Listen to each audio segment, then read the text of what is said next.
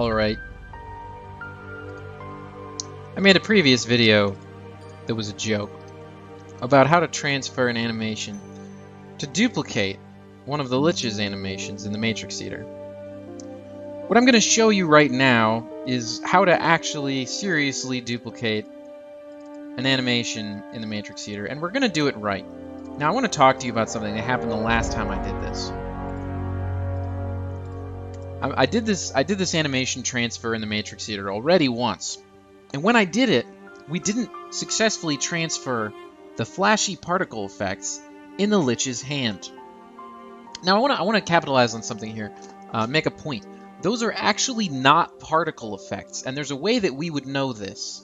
So if I go to this is lich.mdl. It's a model of a Lich that I previously extracted, right? You can already see on his hands those glows. Now this program does not render particle emitters whatsoever. So when you see that, what you know that means is that these are actually just images, just planes in the geometric space, right? And we can move them around, we can change the shape of that plane. We're not going to, but it's important to understand that. Now, when we understand what is happening in his hand, that plane is scaling and it's changing its coloration. Now, unfortunately, the Matrix Eater's import functionality, as we were seeing here, doesn't import over the coloration changes. Like the principle that I usually follow to duplicate an animation actually doesn't work in this case. So we're gonna use that knowledge and we're gonna do something slightly different. So I'm gonna import from a Lich into a Lich, right? And it'll automatically tag the imported one as being imported so that we know there's strictly a difference between what we're looking at anywhere in this menu. But let's clone stand channel here, and we can call this second copy whatever we want, right? It's just an example, but I'm going to call it stand alternate, right? So this is our second stand channel. Now, rightly so in the past, we want to do motion from all. But here's the trick. Because of the failures of the Matrix Eater, because it has these design flaws, what we want to do is scroll around here and find anything that says lightning ball. It's like this guy's lightning ball. I may have skipped a few here. So that's the lens flare, which are fine. We just want lightning ball.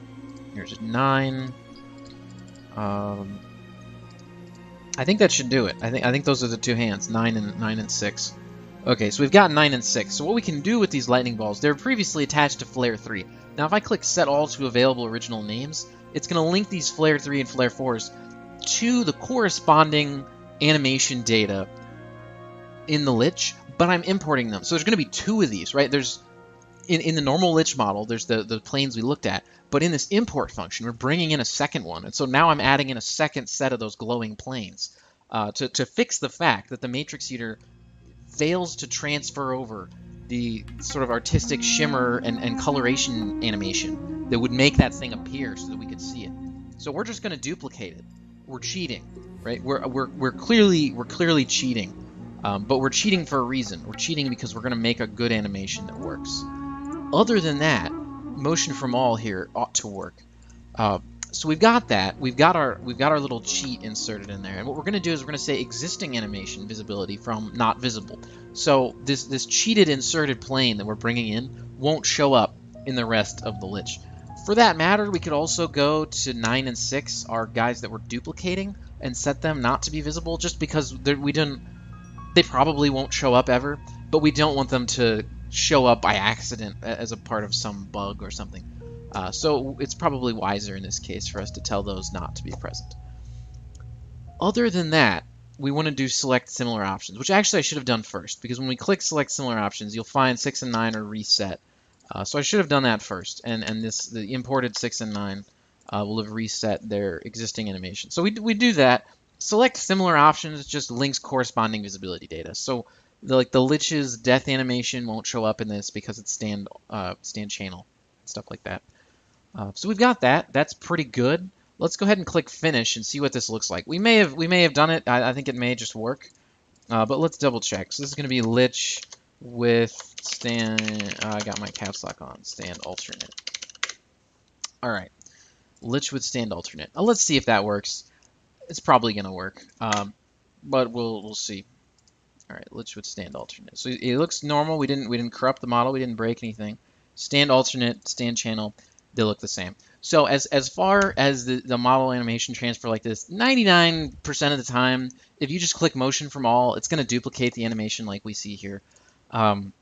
However, in this particular case, in order to get the glowing effects in his hand, I imported in a replica of the one that was already there. And the Matrix Eater does that correctly. So it correctly aligned the time data of the imported copy. It just doesn't have the capability to specify. There's no button that says to line up color data, right? Because there's animated color. So we were taking advantage of the way that the Matrix Eater reorganizes animations for incoming new mesh and duplicating this mesh to duplicate that color data. It's very stupid. If you're a very professional model editor who's going to change this in Notepad, you could literally just reduce the size of this model by not having that stupidity in there.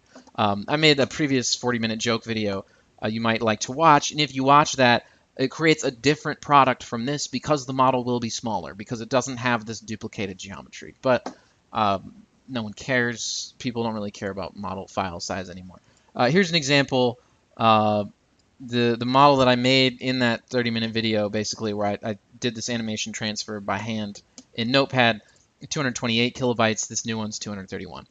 It's a very slight difference. We're just cheating to get it done. It's performant. We've created a duplicate animation. It looks good. My advice would be go the performant route. If you're working on a project, you want to finish that project, get it done. So, yeah, as far as that goes, I hope you have a good day, and I hope this works for you. I hope you understand what's happening here. Hopefully it's going to be pretty straightforward. Thank you.